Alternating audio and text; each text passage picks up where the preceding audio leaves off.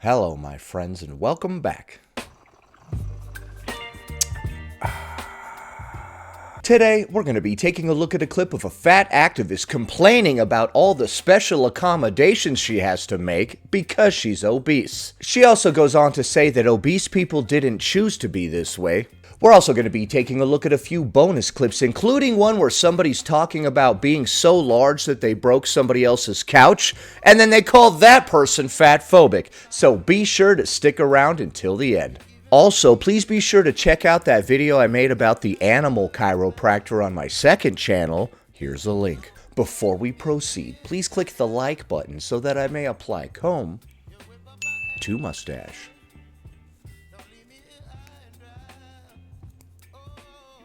She's going to be responding to this comment that reads, "The world doesn't revolve around you. If you can't fit into a given size, then the trend isn't for you. Someone wearing 4X already can't cry about not sizing up. They are already sized up IRL." Maybe you just don't know this because you've never been a fat person, but I am so aware that the world does not revolve around me because I get nothing. I have to think about so many things that you have never had to think about. Dude, I gotta think all the time too. It's honestly getting on my nerves, man, using this stupid brain, right? In your entire life. I have to pre-plan my entire life like you would not even believe. I don't know why you're telling this person all of this like it's their fault. And also, some people would see these things as red flags. I have to, because I cannot shop in a regular store, I have to, if any sort of event comes up in my life, a funeral, I have to anticipate a funeral. What? Because I can't just go to a store and pick out something that is black. So you can't go online and buy a garment. I bet black shirts are one of the most common among larger sizes, right? If someone in my life is ill and I'm like, they might die, I have to order something a week or two in advance. Before they die? What the hell? Wow, man, remind me to never hang out with you. I came over to your house, I had a little bit of a cold. You're already ordering funeral clothes, to go to my funeral. What the hell, man? Oh man, was that a sneeze? Yeah man, I just got this cold. It's not a huge deal, but it does suck. You got a cold? Oh man, you're not looking too good there, bestie. Hold on, I need to go shopping. I have to be I hope they don't die because I don't have a freaking thing to wear. I better order something in case somebody in my life dies. What? So the first thing that goes through your mind when one of your relatives is ill is, man, how the hell am I gonna buy some funeral clothes? You make it all about yourself.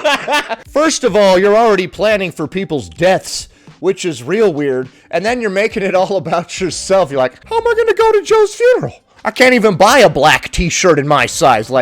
If someone gets married, I have to be oh, somebody's getting married. Don't get married yet, guys. I don't have any clothes. I have to order 8 dresses just in case I have to return 7 of them and hope one of them fits me because... Wow, it sounds like this weight thing is making your entire life an enormous pain.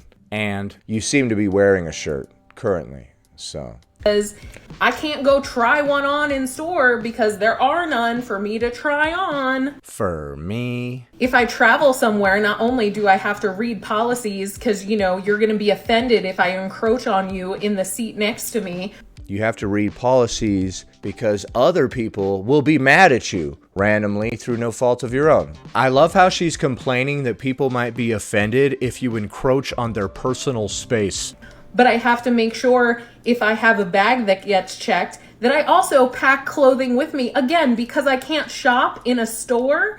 Okay, it sounds like you have a lot of special accommodations that you need to make that perhaps some other people don't. Maybe instead of spending all this time complaining, we should work on ourselves so we don't require all these special accommodations. You know what I mean? So that if my bag gets lost, because I can't buy things in a store, I have to pack clothes with me in case my luggage gets lost so that I have clothing so I can't, So you pack an entire extra bag of clothes in case your luggage gets lost. You know that other people don't always buy clothing while they're out and about on a journey, right? Like, I've traveled before and I didn't buy anything. I took all of my clothes with me too, just like you're complaining about doing. So you think other people travel to a place and don't bring any clothes? And we're so straight-sized, we just buy whatever the hell we feel like while we're there. Because we love to waste money, right? Like, I don't already have perfectly good clothes at home. Let me go buy a whole new wardrobe. Wear the same clothing with me for a week straight so that I have something else to wear. Yeah, we all take several pairs of clothes with us when we go traveling, and then we shower and change into a different pair of clothes along the way. So, I don't know why I have to explain this to you. Things that you have literally never had to emotionally labor over in your entire life. You're trying to make me feel guilty because I didn't make myself incompatible with store shopping? You have no idea what it's like. Yeah, because I didn't put myself in that situation. Do you have any idea what it's like to get a DUI and have a criminal record? Other people do, and it sucks. Of course, they did it to themselves, but, you know, whatever.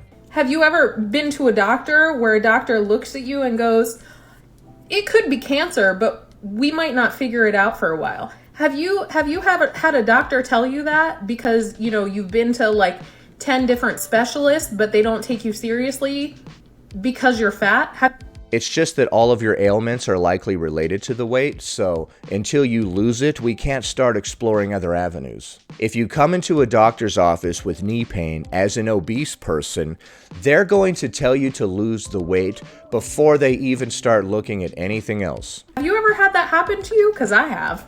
I've been to the doctor before back when I smoked, and he told me to stop smoking. Do you still think I'm just crying? Yeah. About my weight? Yeah. Because you have no idea about the lived experience that fat people have and the emotional labor that we have to do on a daily basis. Do you think that... Well, maybe if we did some actual labor, we wouldn't be in this situation. Shh, sorry. People choose this? Do you think that people choose to live this life? Nobody chose it for you. You're literally the only one who can get you out of this situation. Or do you think that, you know, there are outside factors that have an impact on people's weight? I hope you have the day you deserve. And she wrapped it up by saying, I hope you have the day you deserve. Well, at least you're not bitter. I've heard fat activists complain countless times about the numerous obstacles that they have to deal with in life. This one was even more outrageous because she was like, do you know what it's like to have to do XYZ? As if you're not the one who put yourself in that situation. It's funny that that person called you out for thinking that the world revolves around you, and your response was to talk about how everything in this world was not made specifically for you, kind of indicating that you do think the world revolves around you. I love how all of their complaints are related to their size and how they don't fit into this thing or that thing. But the solution is not to change ourselves. You were right there, man. Like, man, everything sucks because I'm large. Can't find clothes, can't go to the doctor, can't fit into a seat. If only there was something that could be done. Too bad there's not. Next. Y'all know, as a big girl, one of the things I can say is I have a bad history of breaking furniture. You have a bad history of breaking furniture. No bed frame has ever been safe around me. I broke my own bed multiple times. I broke friends' beds. I was never allowed on my parents' bed. Every time I would sit on a couch, my mom would be like, don't plop! Or that's what my dad would say. I don't remember which one. They both did it. My mom... So you've been dealing with this problem of breaking furniture for multiple years. went to go stay with her best friend, like in Texas or whatever. And she was like, you should come with me, we'll have so much fun. And I was like, okay, Mom. So I went, and her friend had this really nice house, and I was scared. Like, I didn't even really know these people that well. You go into the super nice house, she's got like a dope-ass mansion or something. You're like, oh, crap, where do I sit? Everything looks like it's made out of goddamn wicker or porcelain. And, you know, I just got a history of breaking furniture. I went to go sit on her couch. And when I sit on couches, I usually like put my knees in first to get comfortable. Well, like you kind of like rest on your knee before you turn around and sit on your butt or whatever? And when I did that, I popped the board like in the back of her couch. Uh-oh. and it wasn't really noticeable, and I didn't really tell nobody I did it. You broke the couch and then you kept it a secret because you were embarrassed. Oh my goodness. But, you know, they noticed. They, like, got so pissed off. Was bitching at my mama about it. And, I mean, I understand it's their furniture and stuff. But it's like, I didn't mean to do it. And I was, like, really embarrassed about it. I understand it's their furniture and stuff, but like, I didn't mean to do it. Okay, that statement right there tells me that you have never, like, had a job or a house or a car or any sort of responsibility ever. It doesn't matter if it was an accident. A couch is freaking expensive, man. If you broke my couch, I would be pissed. I would be livid. I don't want to make anybody feel bad, but you broke my couch, bro. Like, you owe me a lot of money now. I don't want to hurt your feelings or anything, but you're going to have to pay for that because this is the real world. You break somebody's stuff, it doesn't matter if it was an accident. You have to pay for it. Really embarrassed about it. They, like, wouldn't even let me ride in their Hummer because they said their Hummer had a weight limit. After you broke the couch, can you blame them? Although a Hummer is a very large vehicle. Sorry, you can't get into our tank. It's got a weight limit. I mean, it's whatever. I was, like, shunned my whole time I was there. I didn't even do nothing. Well, after you broke the couch, and then they were scared that you were going to break one of their vehicles, their options for taking you places were pretty limited. They didn't take me nowhere. Like, I was in a new environment, a new state, and, like, all I did was sit at their house. Like, they didn't include me in anything. Like, I bet you if it was not difficult to get you into a car and to get you going somewhere, they probably would have done it. How good are you at walking? If I took you somewhere, could you just walk down the sidewalk with me? Or are we going to have like several people pushing you in a wheelchair? They were clearly fatphobic. And oh my God, stop. She broke someone's couch, calls them fatphobic. So if I do title it that way, I did not clickbait you. There it is. Let's hear it again, just for good measure. I was in a new environment, a new state, and, like, all I did was sit at their house. Like, they didn't include me in anything. Like, they were clearly fatphobic. Okay, so if I don't act as a caretaker for you and escort you from point A to point B, likely push you around in a wheelchair and whatnot, then I'm fatphobic. And, like, didn't want anything to do with me leaving my mom's friend's house because it just got so, like, toxic there, and they kicked us out and everything. Like, it was wild. Well, dude, after you broke their couch and then you tried to conceal that fact, they probably weren't very pleased with you, right? They're like, what the heck, man? You broke my couch and then you lied about it? Like, I get that you're embarrassed, but you have to tell me about that. If I go to sit on it and the whole thing collapses, I'm going to end up with a broken ass, that's a very serious medical condition. So you have to tell me if you break the couch. My mom didn't even know this woman. Like, my mom had met this woman through her best friend. Okay, so you've left your mom's best friend's house, who were the fatphobic people, and now you've gone to a stranger's house. And her best friend was like, y'all can come stay with me, it's no big deal.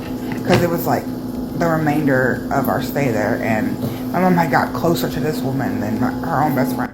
Well, we went to her house, and it was just a whole different environment. They were more welcoming and just sweet, and my mom had known her best friend my whole life, so it was just weird that we were welcomed by a stranger. Alright, and then it cut off abruptly. I don't think that anybody is fatphobic because they wouldn't take you out and about. Like I said, after you broke the couch, perhaps they were worried that you were going to break their Hummer. Although a Hummer is a very large vehicle. If you're lying in bed with an oxygen tube, how good is your mobility? Does going out with you require that I push you around in a wheelchair or something? Because maybe they didn't want to sign on for that. They're like, I just wanted to go to a theater, dude. I didn't want to be a caretaker for the afternoon. Next. Language is important because it helps to inform the way we see the world around us. So sometimes I hear someone describe something like a piece of cake, and they use words like naughty, sinful, better than anything. I have never heard anybody describe a piece of cake as better than anything. When in actuality, it's just a piece of cake. And you don't need to do anything to earn it, compensate for it, or feel guilty about enjoying it. When we create dichotomies like good food and bad food, what we're doing is compartmentalizing foods as being, some things that are okay to eat and some things that you should feel bad about enjoying. Is this another one of those spiels about there's no good food or bad food? The reason people refer to cake as naughty or sinful is because it's bad for you. But it tastes good and it makes us feel good, so we do it anyway. Much like other vices such as smoking or drinking, which I do not recommend. When a more neutral approach is to say, well, yeah, sometimes I like to eat a piece of cake. Sometimes I like to eat a carrot. It's not bad for me to eat a piece of cake every now and then. Every now and then. Okay. So it is bad for you to eat it all the time, though. Therefore, it is sinful and naughty. Thank you very much, Aubrey Hoffer, PhD. Just like it's not good for me to only eat carrots. What? What kind of a weird-ass comparison is that? Good for me to only eat carrots. Yeah, you guys always like to jump to the extremes, right? Trying to make the healthy options seem all extreme and crazy. Alright, so like I said, we use the word naughty and sinful because junk food is bad for you, and you even admitted that it should be eaten sparingly. Next. Pretty is unnecessary, and we spend too much time focusing on pretty when we have conversations about feelings about our body. Pretty is unnecessary? I need to stop calling my body pretty. Okay. And it makes sense, right? If we're talking to someone we care about and they say something like, well, I'm not the most attractive person, but I'm okay with that, our first response is probably to go, no, you're really beautiful. People like to fluff each other up with niceties all the time, right? Not just looks. People pretend that other people in society are better looking than they are, smarter than they are, more interesting than they are.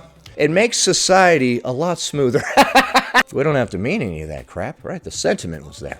I tried to be nice to you. When we remove the importance of pretty or being attractive from our lives, we're distancing ourselves from a frankly dangerous hierarchy. Well, we're pretending that we no longer care about being pretty or physical appearance or whatever. All we're doing is pretending. But when we emphasize the importance of appearance by saying, no, you are really pretty, all we're doing is re-emphasizing the importance of beauty in one's life. And yeah, a lot of people put a lot of value on that. A lot of people want to be pretty, and they want to be with somebody that's pretty. They want to wear pretty clothes. They want to drive a pretty car. What's the problem? In one's value system. And I'm not saying we should lean into superficiality at all, by the way. And don't get me wrong, I think that all people have an inherent beauty to them, but that doesn't mean we have to focus on being pretty. Yeah, we don't need to focus on being pretty or just lean into superficiality and care about nothing but looks. But to act like looks don't matter at all and we can simply tune out of caring is very silly. I don't think there's anything wrong with giving somebody a compliment when they were feeling bad and down on themselves, right? If somebody's like, oh man, I'm ugly or whatever, and you're like, no dude, you're beautiful, you're hot, you're XYZ. I don't think there's anything wrong with that. Even if you don't mean it. Whatever, you're trying to be nice. These little white lies are the lubricant that keep the gears of society moving, my friend.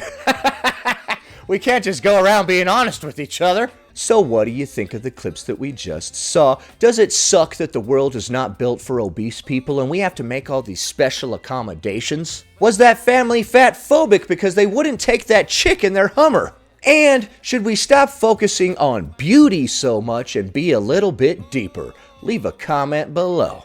Happy Thursday, everybody. Anyway, that about does it. Thanks for watching, commenting, liking, and subscribing. And I'll see you in the next one.